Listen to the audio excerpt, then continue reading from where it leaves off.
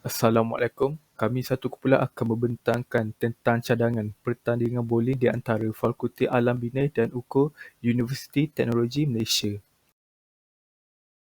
Ahli kumpulan terdiri daripada Ili Damia, Nurul Izzati, Nabila, Muhammad Hazazi serta Muhammad Safwan. Kumpulan kami akan membentangkan tentang pengenalan, isu atribut graduan, perincian serta kepentingan cadangan serta kesimpulan. Saya Muhammad Safwan bin Syafiq akan membentangkan tentang pengenalan pertandingan bowling serta kategori pertandingan. Pertandingan bowling ini dianjurkan untuk menyediakan satu platform untuk para peserta untuk mencukir bakat dalam permainan bowling. Segala keuntungan yang didapati akan disumbangkan kepada Persatuan Sukan Orang Pekak Malaysia atau dikenali sebagai MSDEF. Pertandingan bowling ini dibahagikan kepada 3 kategori: kategori dewasa, kategori bujang serta kategori remaja. Bagi kategori dewasa, lingkungan umur dalam 24 tahun dan ke atas, manakala untuk kategori bujang berumur 17 tahun sehingga 23 tahun, manakala untuk kategori remaja berumur 12 tahun sehingga 16 tahun. Assalamualaikum warahmatullahi wabarakatuh. Nama saya Ili Damia binti Muhammad Idris. Seterusnya saya akan menyentuh bab 2 iaitu isu berkaitan atribut graduan dalam kalangan pelajar. Yang pertama, kemahiran berkomunikasi.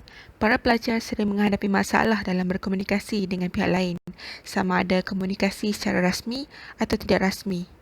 Selain itu, kemahiran kerja berpasukan dan kepimpinan. Pelajar yang kekurangan kemahiran dan semangat berpasukan lebih suka melakukan sebarang aktiviti secara individu. Seterusnya, kebolehsesuaian. Pelajar seringkali melakukan lebih masa untuk menyesuaikan diri mereka dengan persekitaran yang baru.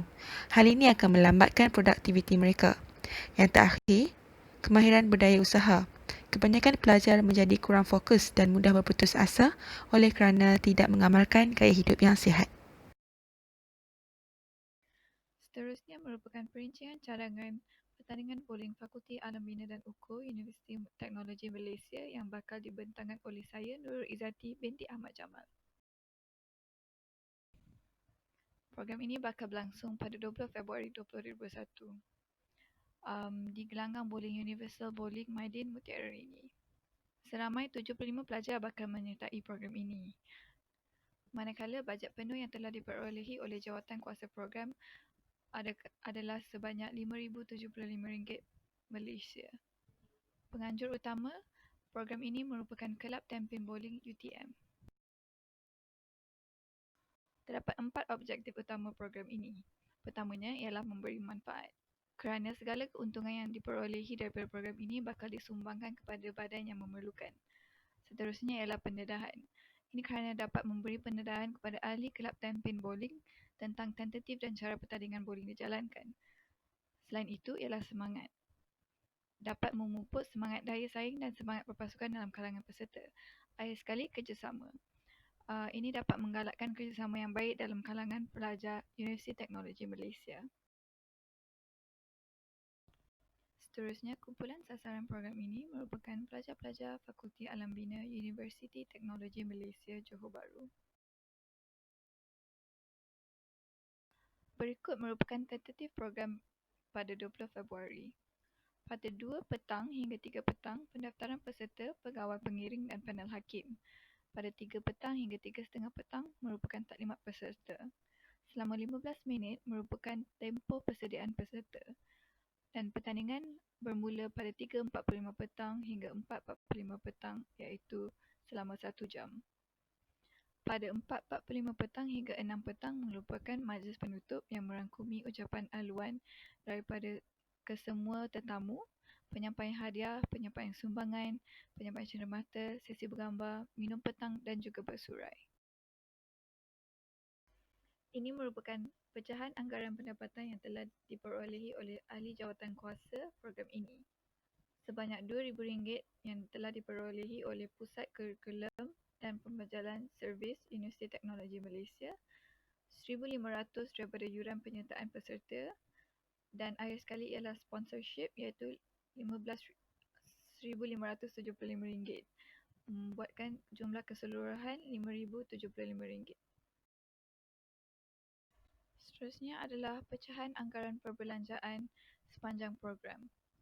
Antara pembelanjaan yang diperlukan merupakan makanan, minum petang, ruang, sewaan gelanggang bowling, hadiah dan cenderamata bagi pemenang-pemenang, media dan hiburan iaitu bunting dan juga wang kecemasan yang merangkumi jumlah keseluruhan iaitu RM2,998. Sebanyak RM2,077 Malaysia dapat disalurkan kepada Persatuan Sukan Orang Pekak Malaysia ataupun MSDEF.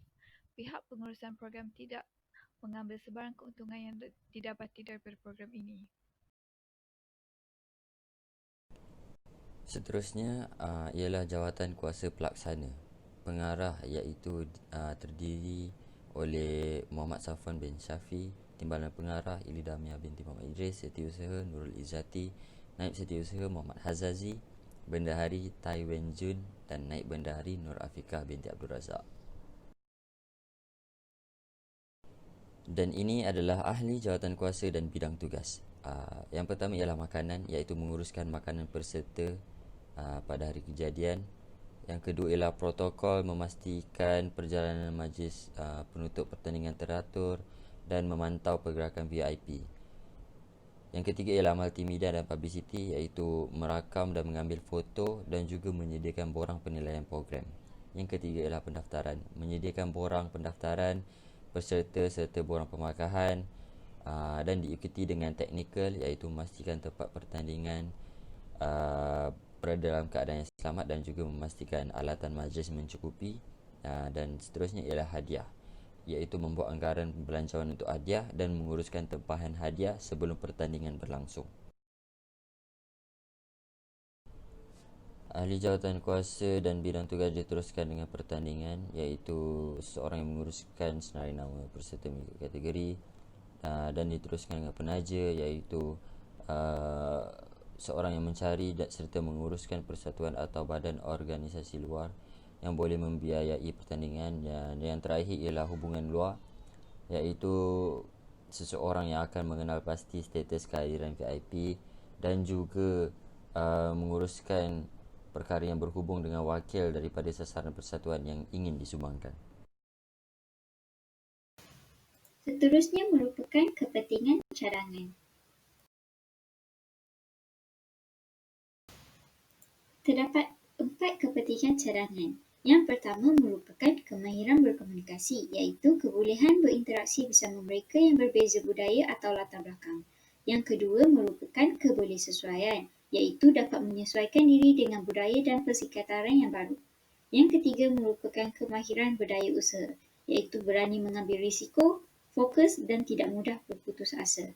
Yang terakhir sekali merupakan kemahiran kerja berpasukan dan kepimpinan, dapat membina hubungan yang baik, berinteraksi dengan orang lain, bekerjasama bagi mencapai objektif kumpulan. Seterusnya adalah tinjauan kaji selidik yang telah kami jalankan bagi program ini. Sebanyak 30 responden telah dapat kami kumpul yang terdiri daripada 53.3% jantina perempuan manakala 46.7% jantina lelaki. Soalan yang seterusnya adalah, adakah anda berminat untuk menyertai program ini? Antara 30 orang responden, majoriti daripada mereka amat berminat untuk menyertai program ini. Seterusnya adalah sebanyak manakah program ini membantu dalam meningkatkan graduate success attribute. Skala 1 tidak membantu, skala 5 sangat membantu. Majoriti daripada mereka merasakan bahawa kemahiran berkomunikasi, kebolehsesuaian, kemahiran kerja berpasukan dan kepimpinan serta kemahiran berdaya usaha dapat ditingkatkan melalui program ini. Berdasarkan soalan yang terakhir, iaitu, adakah anda berpuas hati dengan program yang dicadangkan? Kesemua responden telah menjawab mereka amat berpuas hati dengan program yang diusulkan. Seterusnya, kami akan membincangkan tentang kesimpulan yang terdapat di dalam program ini. Kesimpulan yang pertama ialah kami percaya bahawa program ini dapat memberikan manfaat dan kebaikan terhadap orang lain dengan terdapatnya intipati nilai atribut graduan seperti kemahiran berkomunikasi, kemahiran kerja berpasukan, kepimpinan, kebolehsesuaian dan kemahiran berdaya usaha. Seterusnya, nilai-nilai tersebut adalah amat penting dan ianya perlu dipupuk di dalam diri semua pelajar universiti. Akhir sekali, program seperti ini dapat memberikan input dan juga kemahiran yang boleh membantu graduan untuk melakukan perkara yang baik dan seterusnya dapat menyumbangkan nilai-nilai positif terhadap masyarakat.